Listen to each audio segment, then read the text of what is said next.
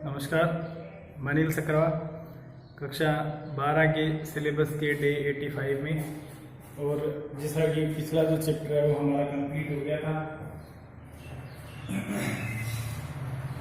जो विद्युत धारा के चुंबकीय प्रभाव था जो हमने पूरा कर लिया। अब नेक्स्ट चैप्टर की आपसे बात करते हैं। छोटा सा चैप्टर है, चुंबकत्व और चुंबकीय पदार्थों के गुण, magnetism and properties of magnetic substances. इसके अंदर देखो, शुरू करने से पहले एक दो बात मैं आपको बता दूं इसमें कि इस चैप्टर में बिल्कुल हमें छोटी छोटी बातें जो है बारीकी से पढ़नी पड़ेगी, क्योंकि यहाँ से जो क्वेश्चन आता है इससे 3 मार्क्स के क्वेश्चन आते हैं। एक बात तो याद ध्यान रखें, इस चैप्टर से कितने क्वेश्चन आएंगे, मार्क्स जो है वो 3 मार्क्स यहाँ से रहे। और उसमें भी क्या होगा, 2+1 में क्वेश्चन आएगा लगभग।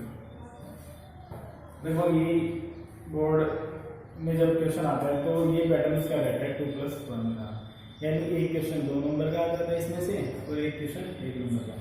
तो 1 नंबर का जो क्वेश्चन आते हैं तो सिंगल वर्ड ये या बहुत ही छोटे न्यूमेरिकल या फॉर्मूला या कोई डेफिनेशन इस तरह के आते हैं। 2 नंबर के आते हैं तो वो भी छोटे क्वेश्चन ही रहते हैं, न्यूमेरिकल पूछ लेते हैं, उनमें कोई किसी दो विशेषता पूछ ली, कोई 2 परिभाषाएं छोटी छोटी पूछ ली, किसी 2 टॉपिक 2 पॉइंट हमें दे दिए उनके बारे में पूछ लिया ये क्या है। तो इसके अंदर ऐसे सारे टॉपिक वैसे छोटे छोटे हैं, कुछ एक तो बड़े डेरिवेशन भी हैं जो इलेक्ट्रिक फील्ड से रिलेटेड है, क्योंकि वही बात मैग्नेटिक फील्ड में हम करेंगे तो हम उन डेरिवेशन को नहीं करेंगे। आपको बता दूंगा कि वो कैसे करना है, सिमिलर है वो आप खुद करेंगे तो इजी वे में हो जाएगा। और छोटे जो क्वेश्चन है, आप कंक्लूजन यही है कि इस चैप्टर में आप बिल्कुल बारीक बातें जो छोटी छोटी बातें जो है उन पे ज्यादा फोकस करें। क्वेश्चन कहीं से किसी भी लाइन से पूछा जा सकता है। तो इस चैप्टर की शुरुआत करते हैं। जैसे इस चैप्टर का नाम है चुंबकत्व, तो हम चुंबकत्व के बारे में पढ़ेंगे, फिर चुंबकीय पदार्थ और गुण, उनकी प्रॉपर्टीज क्या क्या है उनके बारे में बात करेंगे। तो सबसे पहले मैग्नेट, व्हाट इज मैग्नेट, चुंबक क्या है।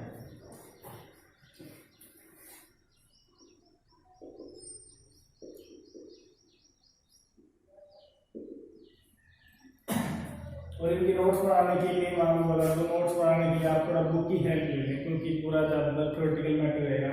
जहाँ कैलकुलेशन या कुछ सॉल्यूशन वाला मैटर होगा वो हम बोर्ड पे सोल्व कर लेंगे। बाकी हर चीज़ की थ्योरी की अगर हम बोर्ड पे लिखेंगे लाइन टू लाइन तो उसमें बहुत ज़्यादा समय लगेगा, इसलिए आप थोड़ा सा बुक की हेल्प ले लें नोट्स बनाते समय, परिभाषाएं लिखते समय। बाकी आप यहाँ सुन के भी साथ साथ लिख सकते हैं, समझ के वो लिखें तो वो ज़्यादा उसका अच्छा प्रभाव रहेगा और आप नोट्स बनाना वगैरह सब सीख जाएंगे।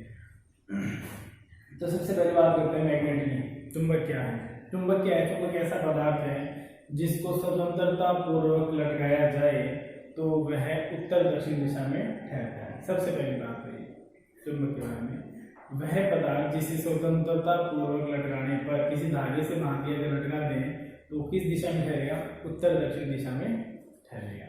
दूसरा, वो एल्यूमिनियम, निकेल, कोबाल्ट, लोहे आदि इनकी वस्तुओं को क्या करता है, अपनी ओर आकर्षित करता है। तो छोटी क्लासेस में इतनी बात करते हैं कि हमें पता है चुंबक क्या है, जो लोहे को खींचता है वो चुंबक है। लोहे को कोई ये नहीं कि ये लोहे ऐसे को खींचता है, लोहे के अलावा भी ऐसे मटेरियल है जिनको वो अपनी ओर अट्रैक्ट करता है। और दूसरा सबसे महत्वपूर्ण परिभाषा इसकी क्या है कि उत्तर दक्षिण दिशा में ठहरता है। तो चुंबक तो वही के बाद जो क्या करें, निकेल, कोबाल्ट, एल्यूमिनियम को अपनी ओर आकर्षित करें और कौन सी दिशा में ठहरे, उत्तर दक्षिण दिशा में ठहरे। तो इसीलिए आप इसको लिखना चाहे तो लिख सकते हैं। जब इतनी बात हमें समझ में आ गई तो सेंटेंस बनाना में कोई दिक्कत नहीं है, इजी वे में हम लिख सकते हैं कि जब स्वतंत्रता पूर्वक लटकाए तो वह उत्तर दक्षिण दिशा में ठहरे। दूसरी बात आती है कि प्राकृतिक। अब चुंबक भी देखो 2 तरह के होते हैं, एक होते हैं कृत्रिम चुंबक, एक होता है प्राकृतिक चुंबक। प्राकृतिक चुंबक वो होते हैं जो प्रकृति में पाए जाते हैं, ठीक है, एटॉमिक बड़े बड़े पाए जाते हैं। किस रूप में, अयस्कों के रूप में मिलते हैं, अयस्क के रूप में। जैसे पहाड़ों के नीचे जैसे अयस्क मिलते हैं, खनिज मिलते हैं, उनमें ही कुछ मिश्र धातु मिलकर ऐसे पत्थरों का निर्माण कर लेते हैं जो किसके रूप में, किसकी तरह व्यवहार करते हैं, यानी उनके सारे जो गुण है वो चुंबक की तरह ही होते हैं। इसलिए ऐसे चुंबक उसे किसी ने बनाया नहीं, उसे प्रकृति ने बनाया, इसलिए उसको क्या कहते हैं, प्राकृतिक चुंबक कहते हैं। दूसरे होते हैं कृत्रिम चुंबक, जो मानव के द्वारा, मशीनों के द्वारा फैक्ट्रियों में बनाए जाते हैं, वो होते हैं जो हमें बाजार में मिलते हैं, वो कृत्रिम चुंबक है सारे। तो प्राकृतिक चुंबक क्या है? प्रकृति में पाए जाने वाला लोएस्ट, मेनली जो लोएस्ट होता है वो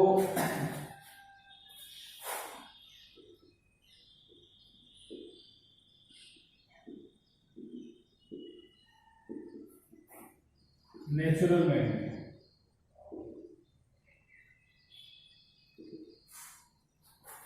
प्रकृति में पाए जाने वाला लोएस्ट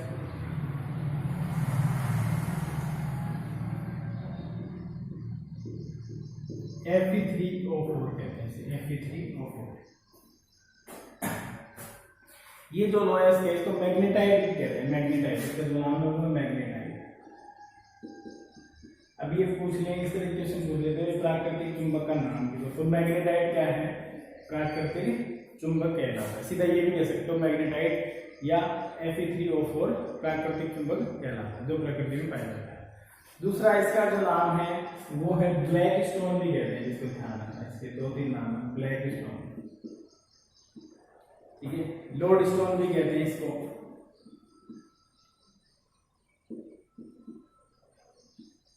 और इसको दिक्सूचक पत्थर भी कहते हैं,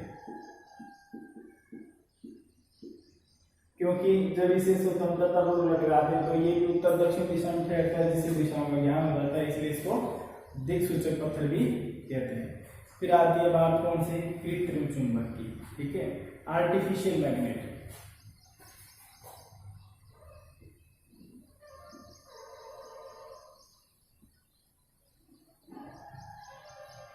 कृत्रिम चुंबक, कृत्रिम चुंबक क्या है? जो कृत्रिम रूप से मानव के द्वारा प्रकृति में बनाए जाते हैं, वो क्या कहलाते हैं? कृत्रिम चुंबक कहलाते हैं, ठीक है। किसी लोहे की छड़ को, अगर लोहे की छड़ पर अगर चुंबक को रगड़े तो वो लोहा भी किसकी तरह व्यवहार करने लग जाता है? चुंबक की तरह व्यवहार करने लग जाता है। दूसरा इसके बढ़ाने का तरीका क्या है कि परिनालिका हमने पढ़ लिया पिछले चैप्टर में। परिनालिका हमने पढ़ा था कि परिनालिका में जब धारा प्रवाहित की जाती है तो उसके अंतर उसके अक्ष के समांतर समरूप चुंबकीय क्षेत्र उत्पन्न होता है। अब उस परिनालिका के बीच में कोई लोहे की छड़ रख दी जाए तो भी वो किसकी तरह व्यवहार करेगी?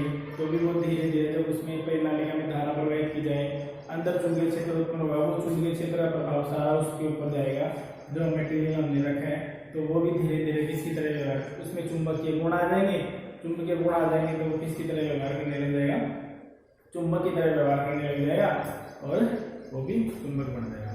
तो सबसे पहली बात तो आर्टिफिशियल चुंबक क्या है, कृत्रिम चुंबक क्या है? जो कृत्रिम रूप से मानव के द्वारा बनाए जाते हैं वो कृत्रिम चुंबक कहलाते हैं, ठीक है। जैसा नाम है वैसे इसकी परिभाषा है। दूसरी बात है किसी जो कैसे बनाए जाते हैं, किसी लोहे की छड़ है उस पर चुंबक को रगड़ दें। दूसरा बता दिया हमको क्या कि परिनालिका में रख दिया जाए, उसमें धारा प्रवाहित की जाए तो उसमें जो चुंबक है, चुंबकीय क्षेत्र वो भी क्या कर देता है, उसमें चुंबकीय गुण उत्पन्न कर देता है। तो ये जो कृत्रिम चुंबक बनाने के जो है वो तरीके हैं। अभी आर्टिफिशियल चुंबक जो है ये भी दो तरह का होता है, एक होता है स्थायी और एक होता है अस्थायी। इनकी परिभाषा ज्यादा महत्वपूर्ण नहीं है क्योंकि इनकी परिभाषा तो ये नाम से आप बता सकते हैं, स्थायी और अस्थायी।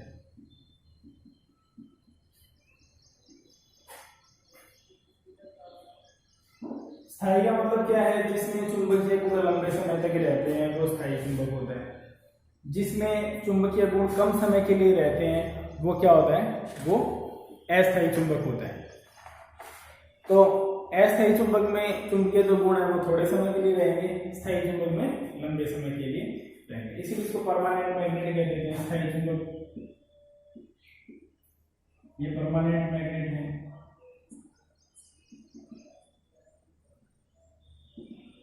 ठीक है। तो स्थायी चुंबक क्या है? चुंबक जिनमें चुंबकत्व लंबे समय तक रहता है, जिनमें जिनमें चुंबकत्व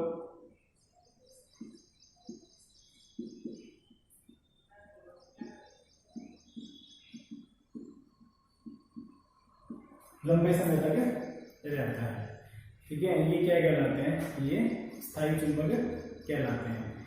ये जो चुंबक है वो कठोर स्टील, कोबाल्ट, टंगस्टन और जो मिश्र धातु है एल्निको, एल्यूमिनियम, निकल, कोबाल्ट इनके द्वारा बनाया जाता है। तो ये ध्यान रखें, ये बातें पूछी गई हैं कि स्थायी चुंबक में किन पदार्थों का उपयोग किया जाता है। एक तो जो मिश्र धातु है कौन सा, एल्निको, याद रख सकते हैं एल्निको, एल्यूमिनियम, निकल, कोबाल्ट, इन तीनों का मिश्रण करके जो मिश्र धातु बनाई जाती है उसका जो उपयोग है वो किया जाता है। दूसरी बात आती है फिर इसके अंदर, इसके अलावा कठोर स्टील का यूज किया जाता है, कोबाल्ट का यूज किया जाता है, अलग से अकेले कोबाल्ट का भी इसमें उपयोग किया जाता है, स्थायी चुंबक बनाने में किया जाता है। दूसरी बात आती है टेम्परेरी मैग्नेट, ठीक है, टेम्परेरी मैग्नेट, अस्थायी चुंबक, वे चुंबक जिनमें चुंबकत्व का गुण थोड़े समय तक रहता है उसके बाद नष्ट होता है, ठीक है, जिनमें चुंबकत्व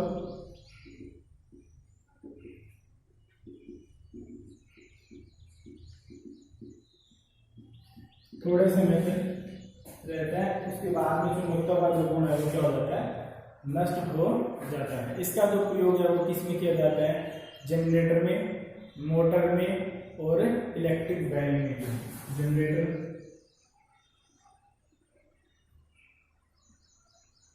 मोटर, इलेक्ट्रिक बैल,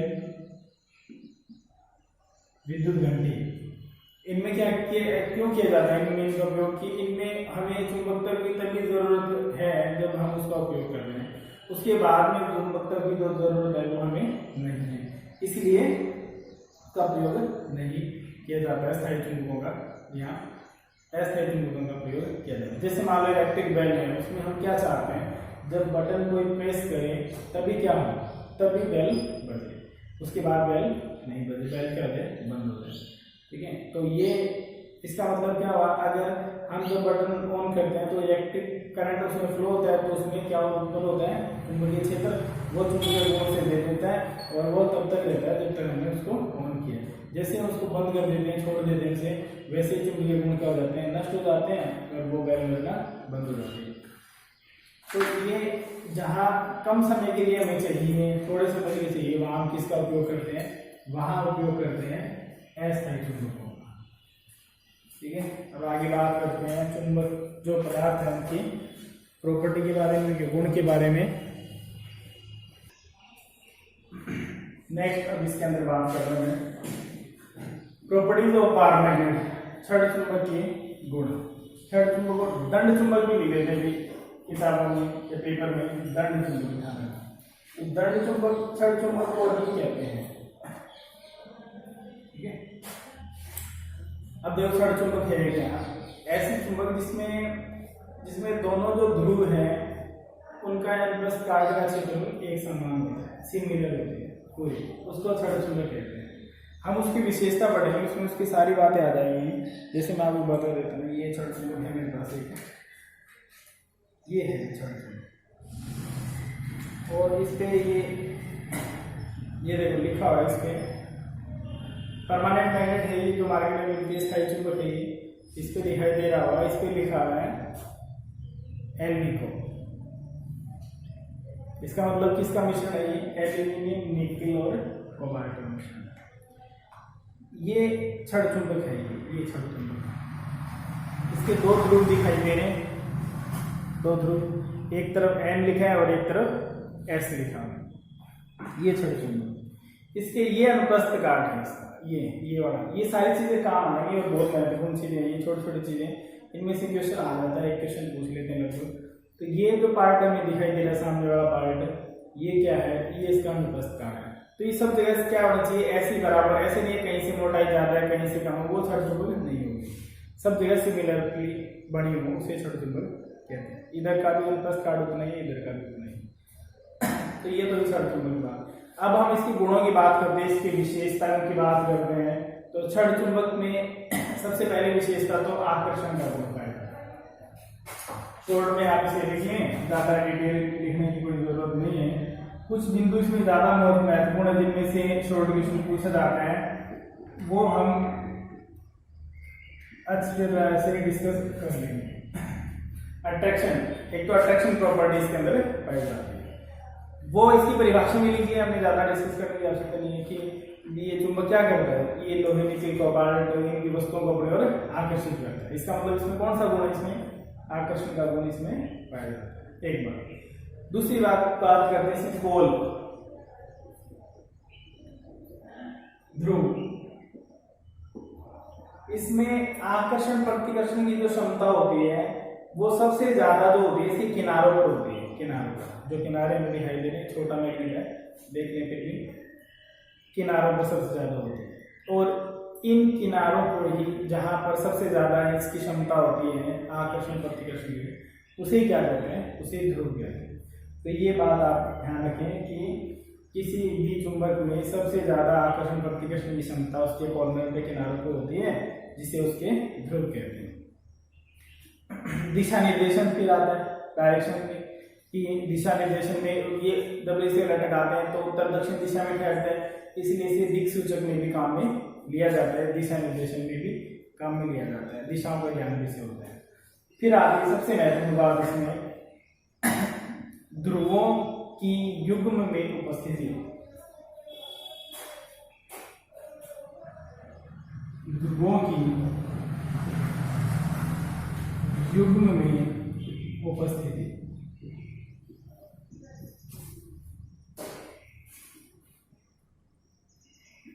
all in a pair form,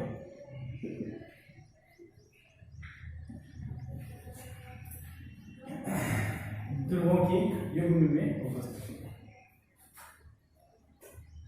अब देखो युग्म में उपस्थिति का मतलब क्या है, ये बहुत महत्वपूर्ण बात है, यहां से क्वेश्चन आता है, यानी जो हमने पढ़ा है उसमें सबसे पहली महत्वपूर्ण बात, जो चीजें इंपॉर्टेंट होगी मैं आपको बताता रहूंगा, उनके थोड़ा ज्यादा ध्यान देना, पढ़ने में सारी है। युग्म का मतलब क्या है, ग्रुप, जोड़े में, यानी ध्रुव जो है इसके वो हमेशा युग्म में पाए जाते हैं। इसका मतलब क्या हुआ, इसका मतलब ये हुआ कि एकल ध्रुव का अस्तित्व नहीं होता, एकल आवेश का अस्तित्व होता है। दोनों बातें रिलेट करनी पड़ेगी हमें, कि वहां जब आवेश की बात करते हैं, विद्युत क्षेत्र की बात करते हैं, तो हम प्लस अलग से लेते हैं, ऐसे चित्र बढ़ाते हैं हम, यहाँ ऐसे चित्र हम नहीं बढ़ाएंगे कहीं करके, बल रेखाएं प्लस से ऐसे निकलती हैं और माइनस का अलग से हमने बढ़ाया था कि माइनस पे पहुंचती है, और दोनों एक साथ भी हो सकते हैं, प्लस और माइनस, तो प्लस से निकलेंगे माइनस पे पहुंचेंगे। यहाँ ऐसा नहीं है, यहाँ ये वाली बात ही अप्लाई होगी, केवल ये दोनों बातें अप्लाई नहीं होंगी। तो एक बात तो ये है कि ध्रुव जो है वो युग्म में पाए जाते हैं, एकल ध्रुव का अस्तित्व संभव नहीं है, सिंगल ध्रुव नहीं होता। अब कोई कहता है इसको तोड़ देंगे, जब अगर इसको हम तोड़ देंगे, दो टुकड़े कर देंगे, तो इधर तो n है, जो टुकड़ा टूटेगा उसका कॉर्नर, इधर वाला जो कॉर्नर है वो इसका अपोजिट ध्रुव बन जाएगा, यानी s बन जाएगा। इधर s था तो इधर वाला जो ध्रुव है वो n बन जाएगा, यानी इसके कितने भी टुकड़े कर दिए जाएंगे, बारीक से बारीक इसको पार्टिकल में भी डिवाइड कर दिया जाए, तो भी इसके हमेशा कितने ध्रुव होंगे, दो ध्रुव होंगे। इसीलिए अब देखो इसकी महत्वपूर्ण बात, क्वेश्चन से संबंधित जो बात है वो क्या है, इसीलिए चुंबकीय क्षेत्र रेखाएं हमेशा बंद वक्र का निर्माण करती हैं। ये बात महत्वपूर्ण है, ये क्वेश्चन पूछी जाती है, ये मैं लिख देता हूं कि चुंबकीय ध्रुव हमेशा युग्म में पाए जाते हैं,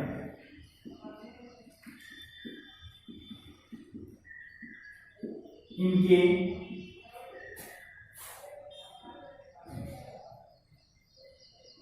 एकल ध्रुव का अस्तित्व संभव नहीं है। इसलिए चुंबकीय क्षेत्र रेखाएं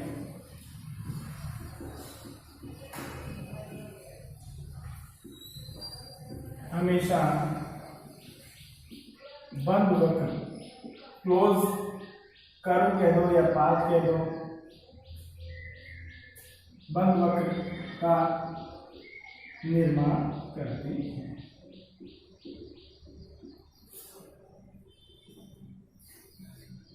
ये single pole does not exist, एकल ध्रुव का अस्तित्व नहीं है, कारण दीजिए। क्वेश्चन ये पूछते हैं single pole does not exist why, एकल ध्रुव का चुंबक में एकल ध्रुव का अस्तित्व नहीं हो सकता, कारण सही उत्तर दीजिए। तो उसका उत्तर क्या है, दोनों देखो दोनों अपोजिट है, वाइस वर्सा दोनों, तो उनमें आपको एक चीज क्वेश्चन में होगी, दूसरी चीज आंसर में देनी पड़ेगी आपको। अगर आपको कह दिया कि एकल ध्रुव का अस्तित्व संभव नहीं है, कारण दीजिए, तो ये बात तो दे दी आपको, तो कारण क्या है, ये कारण है कि चुंबकीय क्षेत्र रेखाएं हमेशा बंद वक्र का निर्माण करती है, और बंद वक्र कब बढ़ेंगे, जब प्लस से निकलेंगे माइनस से पहुंचेंगे। यहाँ प्लस माइनस क्या है, यहाँ नॉर्थ प्लस है और साउथ माइनस है। हम बल रेखाओं के कोणों की विशेषताएं करेंगे, इसमें बल रेखाओं की विशेषताएं करेंगे, तब हम उसमें बात करेंगे कि ये एन से निकलती है और एस पर पहुंचती है।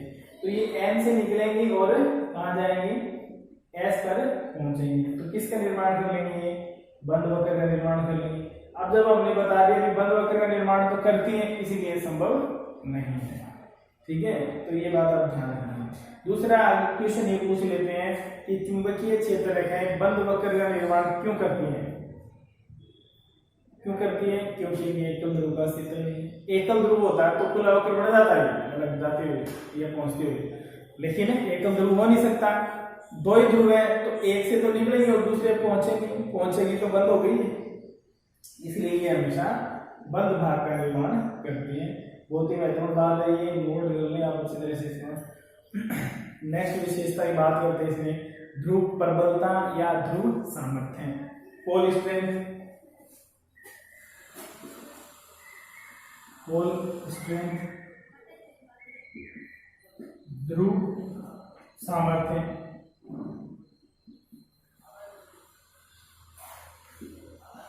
सामर्थ्य मतलब क्षमता, शक्ति।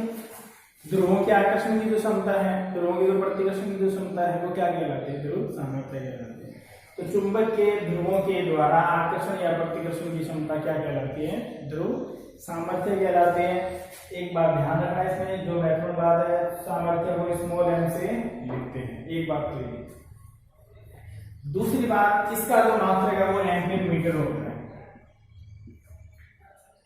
और तीसरी सबसे महत्वपूर्ण बात, ध्रुव सामर्थ्य का मान अनुप्रस्थ काट के क्षेत्रफल पर निर्भर करता है।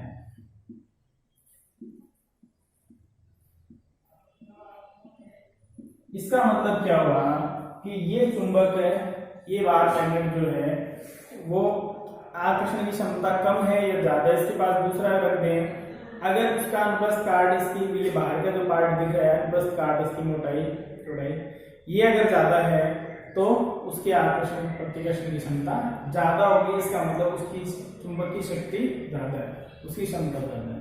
और अगर ये मान कम है, ये भाग कम है, इतनी मोटाई नहीं है, तो उसके आकर्षण प्रतिकर्षण की क्षमता कम होगी। तो ये बात हम फिर यूज करने वाले हैं, इसलिए पॉइंट नंबर 3 और point number 4 is very most important part. इसमें इंपॉर्टेंट बात क्या है, ध्रुव सामर्थ्य है क्या, ध्रुवों के द्वारा आकर्षण प्रतिकर्षण की क्षमता ध्रुव सामर्थ्य कहलाती है। दूसरी बात, इसको किससे लिखते हैं, स्मॉल एम से लिखते हैं, इसका मात्रक क्या है, एम्पीयर मीटर है। और सबसे महत्वपूर्ण बात, इसका मान किस पे निर्भर करता है, अनुप्रस्थ काट के क्षेत्रफल पर। इस पे हम बात करेंगे आगे और भी। तो अनुप्रस्थ काट के क्षेत्रफल पर निर्भर करता है। इसका मतलब क्या हुआ, अगर चुंबक को हम आगे पढ़ेंगे, अगर चुंबक को अगर इसको बीच में से काट दिया जाए, बीच में से काट दिया जाए, तो चुंबक के जो आघूर्ण है उसको क्या प्रभाव पड़ेगा, आघूर्ण को हम डिफाइन करेंगे। जैसे विद्युत द्विध्रुव आघूर्ण पढ़ा था, वैसे भी चुंबकीय द्विध्रुव आघूर्ण है। अब देखो हम हर बात में विद्युत क्षेत्र को लाएंगे, तो आप इसको ध्यान रखें कि अगर आपने वो रिवाइज नहीं किया, काफी दिन हो गए हमें चैप्टर फर्स्ट सेकंड थर्ड पढ़े हुए, तो आप उनको एक बार रिवाइज कर लेंगे, क्लासेस देखने से पहले आप उनको एक बार रिवाइज जरूर कर लें। विद्युत क्षेत्र, विद्युत द्विध्रुव आघूर्ण, उसकी अक्षीय रेखा, उसकी निरक्षीय रेखा, विद्युत बल रेखाओं की विशेषताएं, उनके गुण, उनसे संबंधित न्यूमेरिकल, यानी कुल मिला के पूरे बातों को ही, सभी बातों को क्या कर लें आप, कभी उसको थोड़ा सा मेमोराइज कर ले, एक बार रिवाइज कर लें, तो फिर आपको समझने में दिक्कत नहीं आएगी। क्योंकि हर बातों से कंपेयर करेंगे, जैसे विद्युत द्विध्रुव होते हैं प्लस और माइनस, वैसे ही क्या होते हैं, चुंबकीय द्विध्रुव होते हैं एन और एस। तो ये भी एक द्विध्रुव की डाइपोल की तरह व्यवहार करता है। तो इसमें भी सारे कोण वही रहेंगे, इसलिए इसमें भी क्या उत्पन्न होता है, द्विध्रुव आघूर्ण उत्पन्न होता है। वहां विद्युत था, यहाँ चुंबकीय होता है, बस केवल इसीलिए जो सिंबल है वो सिंबल बदल जाएंगे। ठीक है, जैसे हमने वहां आवेश था, आवेश को हमने Q और -Q यूज किया था, बीच की दूरी और 2L यूज किया, यहाँ भी बीच की दूरी और 2L यूज कर सकते हैं, लेकिन यहाँ आवेश नहीं है, यहाँ ध्रुव सामर्थ्य है, इसलिए M ने किसकी जगह ली है, M ने Q की जगह ली है। अगर आप इस तरह से भी ध्यान रखेंगे तो केवल विद्युत क्षेत्र वाले पार्ट से ही इस पूरे चैप्टर को कवर किया जा सकता है, 2-3 छोटे-छोटे डेफिनेशन को छोड़कर, थ्योरी ताप, थ्योरी के लिए ऐसे कुछ बातें आएंगी, वो छोड़कर पूरा चैप्टर वैसे कवर हो जाएगा विद्युत क्षेत्र से। बिल्कुल उसी को हम कंपेयर करेंगे हर बात को उसकी बात से। यहाँ जो हमने जो नियतांक ली है μ0/4 चुंबकीय क्षेत्र के लिए पिछले चैप्टर में, वहाँ लिया था 1/4πε0, उसको भी हम कंपेयर करेंगे, वहाँ दोनों का मतलब क्या है। तो ये बात आप ध्यान रखें, किसके निर्भर करता है, बस काट के क्षेत्रफल पर निर्भर करता है। अब नेक्स्ट इसकी कुछ विशेषताएं और देखते हैं हम। अब एक बात और करते हैं, चुंबकीय प्रभावी लंबाई। नेक्स्ट पॉइंट आप देखें, चुंबकीय प्रभावी लंबाई। अब देखो चुंबक में दो लंबाइयां होती हैं, अभी बताते हैं कैसे होती है दो लंबाइयां। एक तो चुंबकीय कहलाती है ज्यामितीय लंबाई, ज्योमेट्रिकल लेंथ। ज्योमेट्रिकल का मतलब स्ट्रक्चर जैसी बनी हुई है, जैसी हमें दिखाई दे रही है, वो उसकी ज्योमेट्रिकल लेंथ है। एक होती है उसकी इफेक्टिव लेंथ, प्रभावी लंबाई। इफेक्टिव लेंथ वो होती है जिस डिस्टेंस में उसका इफेक्ट रहता है नॉर्थ और साउथ के बीच में। अभी दोनों में चेंज आता कहां से है,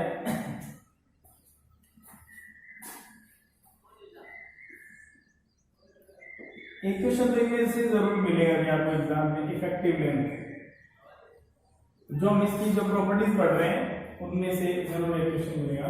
प्रभावी लंबाई, चुंबकीय प्रभावी लंबाई।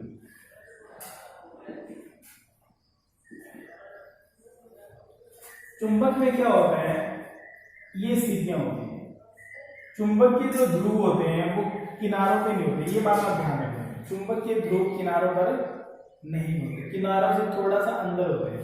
जैसे एन है तो एन नॉर्थ ध्रुव यहां नहीं होगा, इसका नॉर्थ यहां होगा, इसका साउथ बिल्कुल कॉर्नर पे नहीं होगा, थोड़ा सा अंदर होगा। तो हो गई दो लंबाई, एक होगी स्ट्रक्चर दिखाई दे रही है, समझ में आ गई होगी इतने में से जितनी दिखाई दे रही है वो तो इसकी ज्यामितीय लंबाई है। और क्योंकि इसका प्रभाव कहां पर होता है, सबसे ज्यादा सामर्थ्य ध्रुवों पर होते हैं, इसलिए प्रभाव तो किसके बीच में है, ध्रुवों के बीच में। जो ध्रुवों के बीच में वो प्रभावी है, इसीलिए उसको क्या कहते हैं, उसको हम प्रभावी लंबाई कहते हैं। तो दो लंबाइयां होगी, तो आप क्या कह सकते हैं, एक तो जो चुंबक की जो आकृति है ज्यामितीय लंबाई, वो तो ज्यामितीय लंबाई कहलाती है। चुंबक की जो बनी हुई जितनी लंबाई की बनी हुई है चुंबक स्ट्रक्चर है, वो तो उसकी ज्यामितीय लंबाई कहलाती है। और चुंबक के ध्रुवों के बीच की जो लंबाई है वो इसकी क्या कहलाती है, प्रभावी लंबाई। तो ध्रुवों के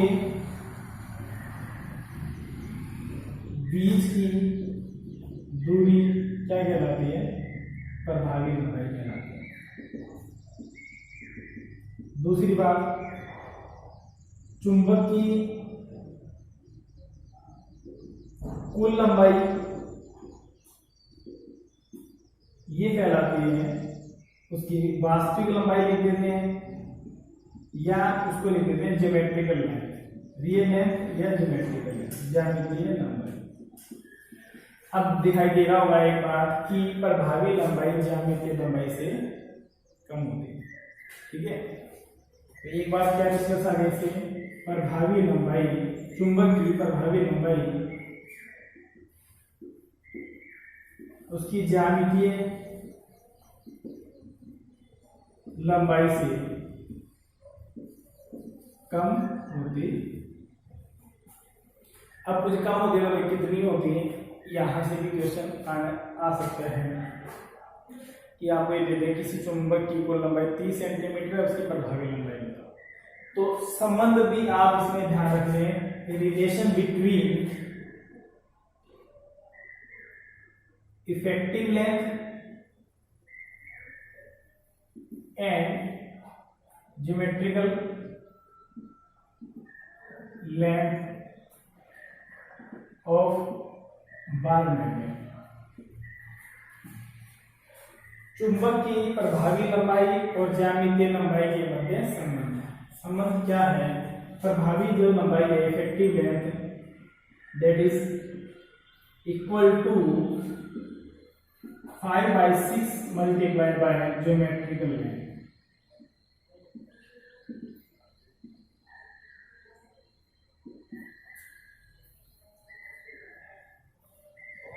effective length is equal to 5/6 into geometrical length. अब आपको परिभाषा में पूछने भाई क्या संबंध होता है, तो परिभाषा लिखो। ये बात लिखो, एक ही बात है कि प्रभावी लंबाई ज्यामितीय लंबाई की 5/6 गुणा होती है। अब बात कर ले क्वेश्चन की, जैसे मैंने अभी बात की थी कि यदि चुंबक की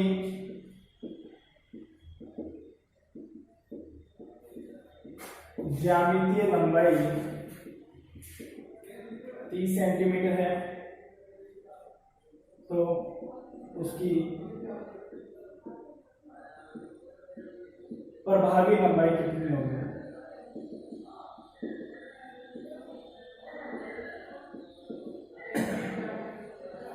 कितनी होगी? 5/6 गुणा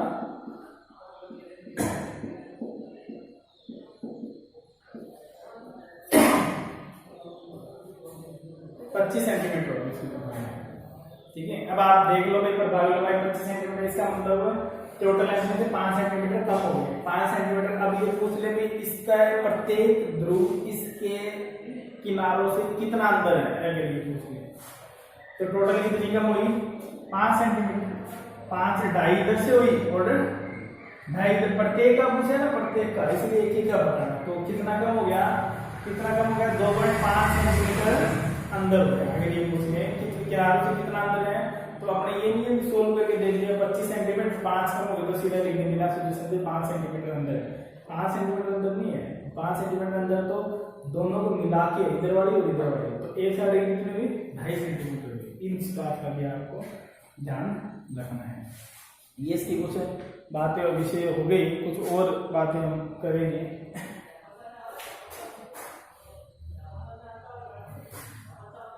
बाकी जो इसकी कुछ विशेषताएं हैं वो नेक्स्ट क्लास में करेंगे, भी काफी लंबी चलेगी, इसलिए आज के लिए इतना ही। बाकी बात नेक्स्ट क्लास में करेंगे। आप इनको पर्टिकुलर पॉइंट टू पॉइंट दो, हर चीज को ऐसे बिल्कुल किताबों में लिखा जचा जचा के लिखने की जरूरत नहीं है।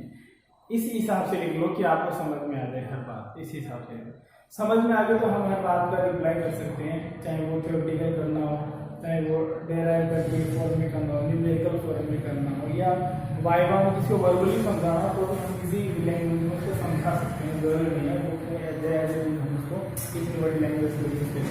तो आप इनको सिस्टमेटिक पॉइंट पॉइंट जैसे मैं लिख रहा हूँ उस तरह से भी आप लिख सकते हैं, तो भी आपको इजी वे में याद हो जाएंगे। और दूसरा, ये चैप्टर थोड़ा थ्योरेटिकल है, तो नोट्स आप इसके जरूर बनाएंगे। नोट्स तो वैसे सभी के बनाओगे तो ये अच्छा रहेगा, वरना बाद में दिक्कत होगी, इसलिए आप थोड़े से बना लें।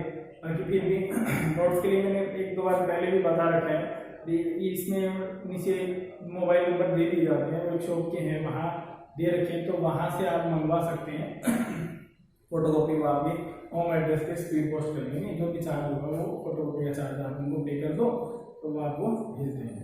तो वो भी उनकी हेल्प ले सकते हो। तो खुद बढ़ाओ तो बहुत ही अच्छी बात है। वो कोई नहीं बढ़ाना चाहे या कंप्लीट मटेरियल सामने चाहिए, उसको पढ़ के देखें, समझे, फिर बढ़ाएं, सबके अलग अलग तरीके रहते हैं पढ़ने के। तो जिस तरीके से भी आप पढ़ते हैं पढ़ें, लेकिन पढ़ना जरूरी है। बाकी बातें नेक्स्ट क्लास में